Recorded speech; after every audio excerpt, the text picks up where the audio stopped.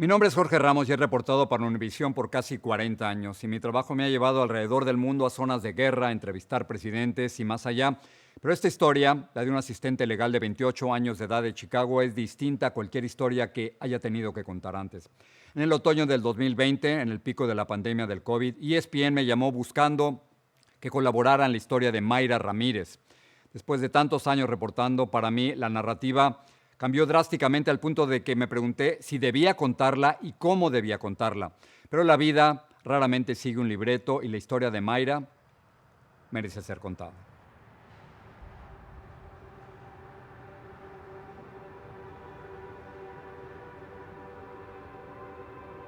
Probably mid-April is when I started feeling like a lot of fatigue. I was really weak, dizzy. My boyfriend, he drove me to the hospital. I walked right in and, they didn't even ask me for my name or my ID or anything. They just saw me, immediately pulled up a wheelchair. She got COVID. She got, very sick from COVID. She was immediately intubated when she came to the emergency room. She was about to die, frankly.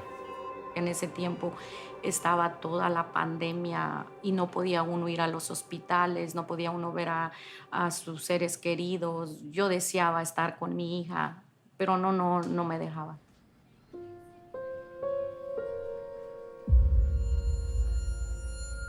I was sedated for 6 weeks, but I do know that I still felt pain. I still, had all of these feelings and nightmares. We honestly did not think she's going to survive. We had to have that conversation with her mom about lung transplant. It was a really tough decision because no one had done a lung transplant in the United States for COVID. Ya me habían dicho que no había otra opción. O sea, si no se le hacía el trasplante, igual ella iba a morir. ¿Usted dio la autorización? Yo di la autorización que sí.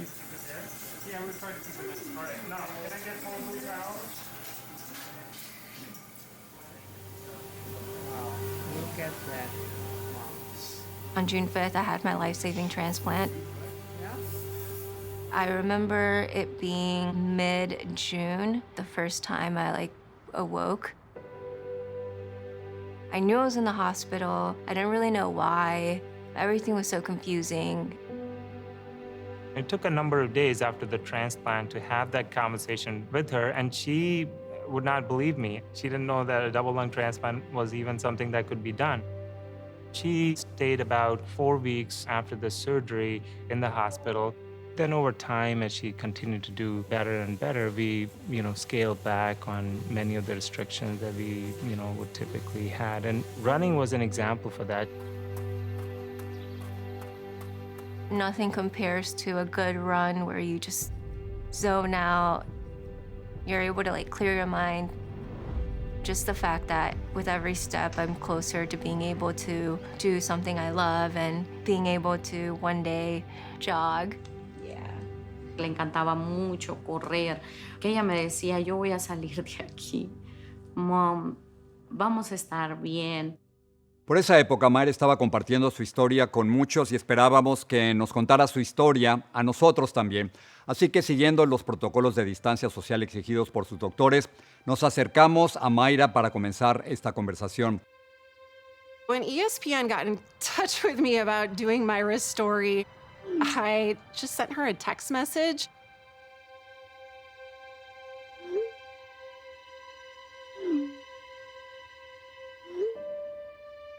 Yo creo que desde muy pequeña ella lo conocía a usted. Cuando ella me dijo, Mom, dice, Jorge Ramos quiere hablar conmigo, y ella estaba bien emocionada. So great to see you. I'm happy to see you. I'm starstruck right now. Well, I am. You have no idea, but you are our hero. Tú eres nuestra heroína. You know that. I know that you're a runner, right? I would love to run with you. Wow. It would be a very slow run, just saying. Can we set that as a goal? That at some point, I'm going to go to Chicago, bring my tennis shoes, and then you take me probably close to the lake and then run? Oh, that would be awesome. I've actually never had a chance to run by the lake. I'm so determined to jog with Jorge Ramos. He's like one of my all-time favorite people. So I was like, all right, we're gonna do this. She was very determined, and she certainly started to get even more motivated. You look stronger than the last time I saw you.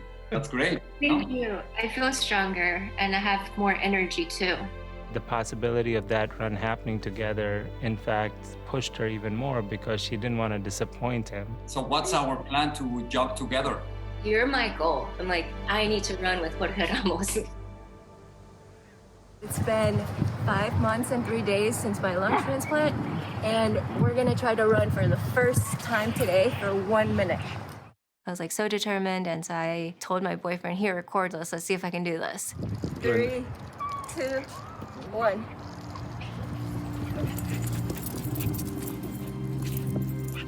I remember she texted me the video, and I'm screaming in my office. Mayra's running! It was just so amazing. I was able to run for a minute. It felt like I ran a marathon. We have some patients after the lung transplant, they did a half marathon. So it was possible. She was on very good trajectory until downturn happened. In through your nose, out through your mouth. She developed this really bad infection, which brought her back into the hospital. She came in and very severe lung damage to the transplanted lungs. She was getting weaker and weaker. Her anxiety was getting the best of her. She was not able to sleep, able to eat. She is struggling, and I just think she needs a reminder of her motivation, of what she's working towards here.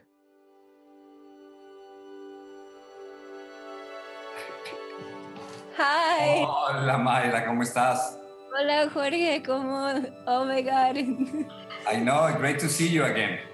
Nice surprise. The one thing that I knew just always made her smile, made her happy, is whenever she talked about Jorge Ramos. Look what I got. You got new shoes? For you. And then I bought some like brand new Brooks shoes for you too. I'm ready. We said we were gonna run during the spring or during the summer, and we're gonna do it. Yes. Because you promised, Mayra, okay? Yes, I promised. She just didn't give up. I mean, we told her, you know, we're gonna try this, we need a biopsy, we need to do this. She was just, yes, she just wanted to live, and she wanted to get better. We tried every possible treatment, and then she would get better and then get worse again. And she spent, several months in the hospital back and forth, and we will get some hope, then I will dwindle and so forth. 1, 2.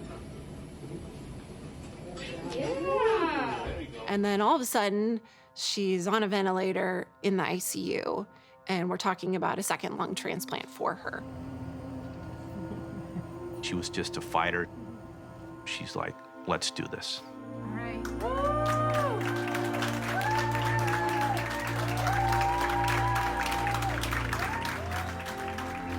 The whole hospital was rooting for her because of the bond she had made with all of us.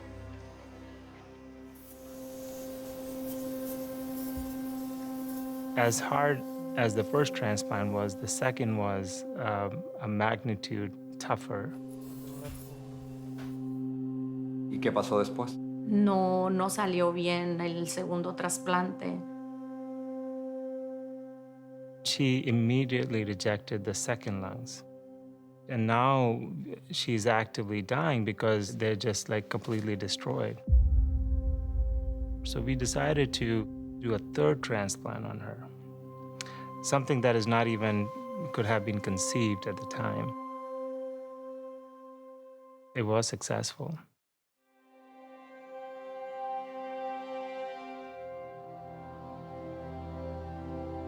She was blind in her right eye.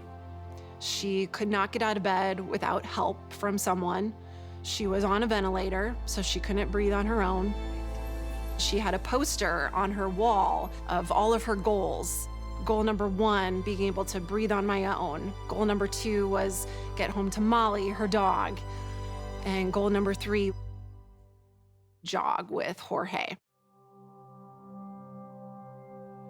Tengo uno, dice que me voy a ir a correr con Jorge Ramos. Y puso una foto puso mía la ahí, ¿no? foto. Sí, y siempre que se sentía mal y me decía, Mom, acuérdate, me decía, Mom, acuérdate. Le decía yo, ok, y me enseñaba la foto porque ella no hablaba, sino a veces no, me decía que vamos a ir a correr, yo voy a salir de aquí.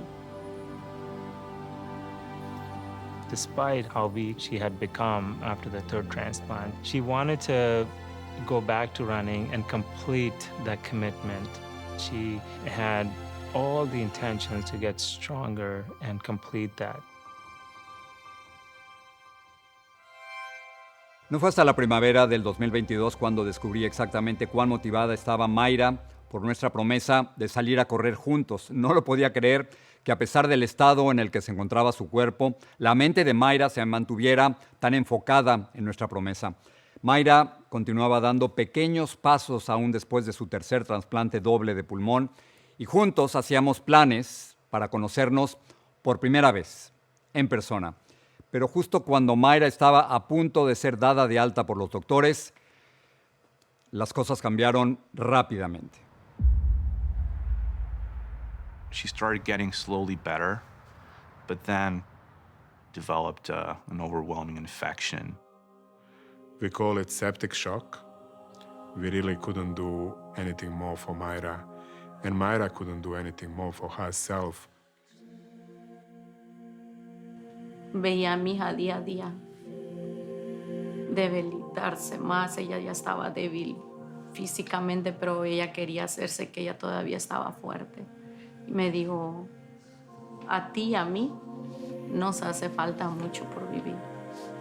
Lo último que me dijo ella, me dijo, Mom, are you strong? No supe si me dijo que yo o ella. Y ya no la volví a ver con vida. Lo siento mucho, ¿no? Pero es bien duro vivir sin un hijo tan joven. Yo a mi hija, ¿qué puedo decir de ella si soy su madre?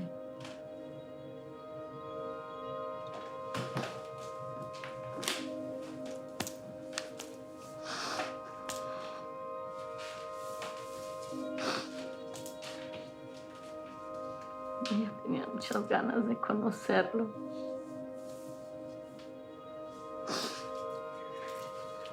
Gracias.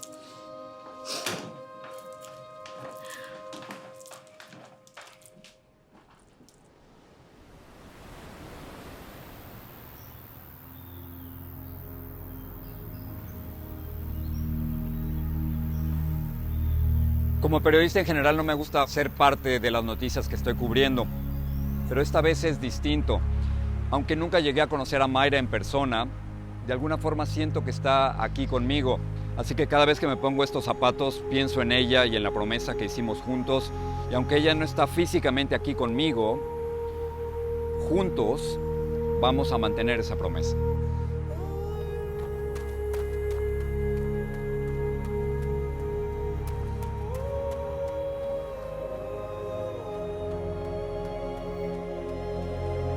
I've learned that I'm way stronger than I thought I was.